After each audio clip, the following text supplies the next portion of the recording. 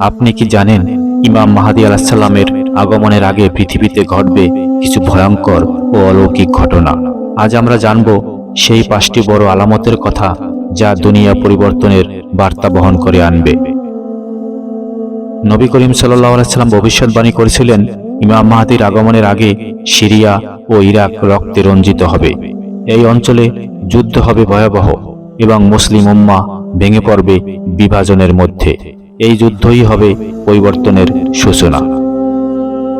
আরব দেশগুলোতে দেখা দেবে বিশৃঙ্খলা, ফিতনা আর অরাজকতা।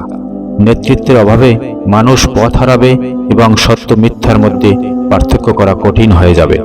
মানুষ বিভ্রান্ত হবে কে হক আর কে বাতিল।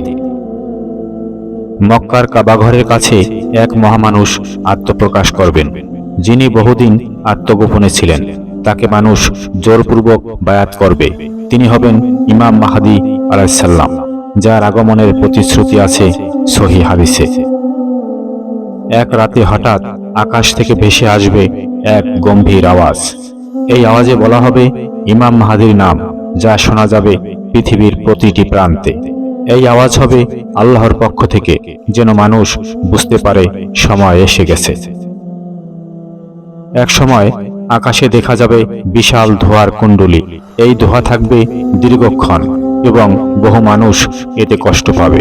এটি হবে এক অলৌকিক ও ভয়ঙ্কর নিদর্শন, যা পূর্বের কোনো যুগে দেখা যায়নি। এই আলামতগুলো শুধু গল্প নয়, এগুলো বাস্তব ভবিষ্যৎবাণী।